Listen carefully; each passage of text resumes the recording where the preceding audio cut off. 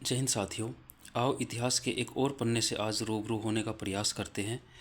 जैसा कि हमें बताया जाता है, पढ़ाया जाता है किताबों में कि 1920 से महात्मा गांधी द्वारा असहयोग आंदोलन चलाया गया, जिसका उद्देश्य भारत को एक वर्ष में स्वराज्य दिलाना था।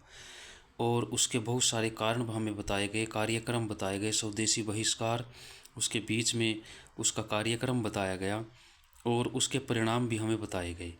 तो इसी कड़ी में हम भारत या पाकिस्तान का विभाजन डॉक्टर B.R. अम्बेडकर की जो पुस्तक है, इस पुस्तक से हम कुछ जानने का प्रयास करते हैं कि सच्चाई इसमें क्या बताई गई है।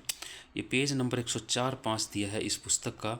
इस 104-5 पेज पे ये दिखाया गया है कि श्री गांधी जी खिलाफत के लिए न केवल मुसलमानों से सहमत थे, बल्कि इस काम में वह उनसे मार्गदर्शक और मित्र भी बन गए।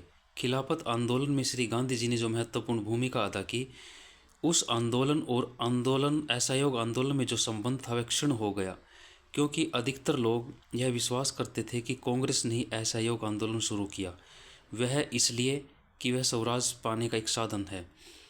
यह विचार सब जगह घर कर गया, क्योंकि अधिकांश लोग यही देखकर संतुष्ट हो गए थे कि असहयोग आंदोलन और 7-8 सितंबर 1920 को कलकत्ता में होने वाले जो कांग्रेस का विशेष अधिवेशन था उसमें क्या संबंध था। परंतु जिसने भी सितंबर 1920 की स्थिति का अवलोकन किया वह जानता है कि यह विचार सही नहीं है। सच्चाई यह है कि असहयोग आंदोलन का उद्गम खिलाफत आंदोलन से हुआ था, न कि स्वराज के लिए कांग्रेसी आंदोलन से। खिलाफतवादियों ने तुर्की की सहायता के लिए इसे शुरू किया था। कांग्रेस ने उसे खिलाफतवादियों की सहायता के लिए अपनाया। उसका मूल उद्देश्य स्वराज्य नहीं बल्कि खिलाफत था। स्वराज्य का गौण उद्देश्य बनाकर उसे जोड़ दिया गया था ताकि हिंदू भी उसमें भाग लें, और यह नीचे दिए गए तथ्यों से और भी स्पष्ट होता है। कुछ और इसमें थोड़ा और आगे देखिए, यहाँ दिया है कि 30 जून 1920 को इलाहाबाद में खिलाफत कमेटी की बैठक हुई, जहां यह तय किया गया था कि वायसराय को 1 महीने का नोटिस देकर असहयोग आंदोलन शुरू कर दिया जाए। 1 जुलाई 1920 को यह नोटिस दिया गया और 1 अगस्त 1920 को असहयोग आंदोलन शुरू हो गया। इसका संक्षिप्त विवरण से पता चलता है कि असहयोग आंदोलन खिलाफत कमेटी द्वारा शुरू किया गया था। कलकत्ता में कांग्रेस के विशेष अधिवेशन में सिर्फ वही स्वीकार किया गया जो खिलाफत कमेटी या खिलाफत सम्मेलन में पहले शुरू हो चुका था। यह स्वराज के लिए नहीं था, बल्कि खिलाफत आंदोलन को बढ़ाने में मुसलमानों की सहायता के लिए किया गया था। इसमें आगे और भी बहुत सारी चीज़ें दी गई है। खिलाफत आंदोलन जो था वो क्या था उसका थोड़ा सा मैं आपको और बता दूं।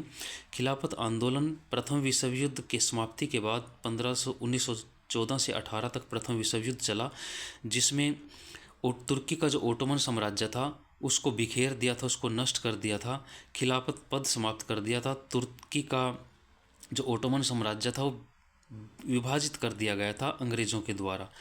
तो अपने तुर्की के खलीफा के सम्मान में उसका पद बहाल करने में उसके ऊपर जो कंडीशंस, जो प्रतिबंध लगाए ब्रिटेन के द्वारा, उन सभी को रद्द करने के पक्ष में भारत के मुसलमानों द्वारा ये एक आंदोलन शुरू किया गया था, जिसका गांधी जी ने पूरा समर्थन किया था।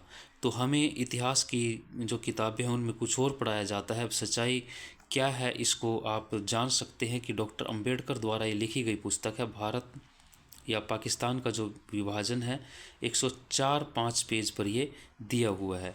निर्णय आप स्वयं करें। धन्यवाद। जय हिंद।